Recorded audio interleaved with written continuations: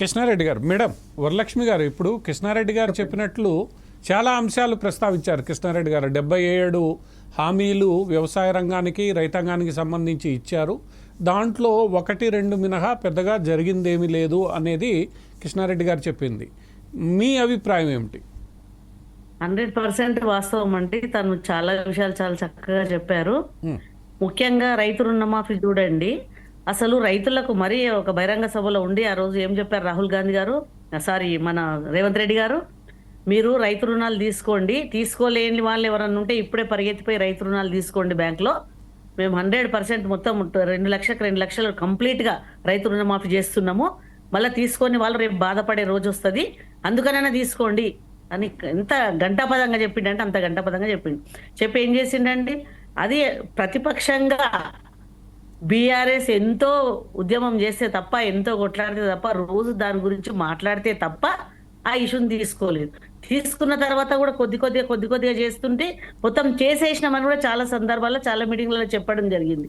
దాన్ని కూడా మళ్ళీ మా గౌరవనీయ హరీష్ రావు గారు, అదేవిధంగా కేటీఆర్ గారు అడుగడుగున దాన్ని ప్రతిరోజు ఆ ఇష్యూ ఎత్తుకొని పోరాటం చేస్తూ ఉంటే కొద్దిగా చేసి కంప్లీట్ గా అయిపోయింది అని చెప్పిండు కొన్ని మహాసభలుగా.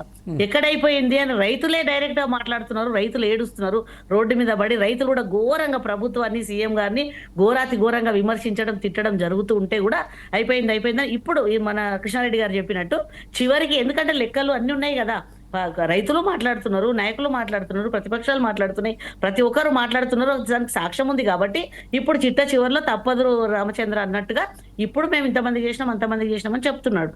లేకపోతే అంత అయిపోయింది, రుణమాఫీ అయిపోయింది. ఇప్పుడు ఎందుకండి అవతల బయట దేశాల్లో మన ఇప్పుడు ఎలక్షన్ జరుగుతూ ఉన్నాయి ఇతర రాష్ట్రాలలో, ప్రతి రాష్ట్రంలో అక్కడికి వెళ్ళి అన్ని జరిగిపోయినాయి, మేము ఇచ్చిన హామీలన్నీ నెరవేర్చినాం, అభయహస్తంలో నెరవేర్చినాం, మిగతాయి నెరవేర్చినాం, రైతు రుణమాఫీ కంప్లీట్ గా అయింది అని అక్కడ ప్రచారం చేసుకుంటా ఉన్నారు వాళ్ళు. అది ఎంతవరకు కరెక్ట్? ఇక్కడేమో ఇప్పటికి కూడా ఇంతమందికే చేయగలిగినాం, కంప్లీట్ గా చేయలేకపోయినామని చెప్పిండు. మరి ఇప్పుడు అక్కడ వెళ్ళి ఏం చెప్తున్నారు వాళ్ళు?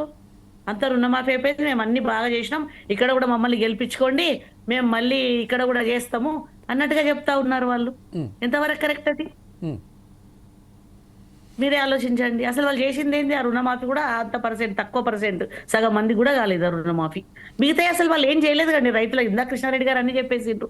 ఇప్పుడు రైతు ఫ్యామిలీస్ లో ఏవైతే మహిళలకు 2,500 ఇస్తామన్నాడో మంత్లీ, ఇప్పుడు అందులో కూడా మహిళల్లో కూడా రైతులు కూడా ఉంటారు కదండి, వాళ్ళకు కూడా అన్యాయం జరిగినట్టే కదా.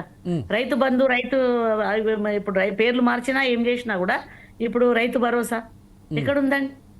ఇన్సూరెన్స్, రైతుల పేరు మీద ఉన్న ఇన్సూరెన్స్ ఏదీ లేదు, అన్ని చేస్తున్నాడు. కేసీఆర్ 2,000 చేస్తే 4,000 చేస్తున్నాడు, 4 చేస్తే 8 చేస్తున్నాడు, 5 చేసింది 10 చేస్తున్నాడు, అంటే డబుల్ చెప్పిండు, ఏది కాలేదు ఇప్పటి వరకు. రైతులకు సంబంధించే కదా ఇవన్నీ. ఇప్పుడు కృష్ణ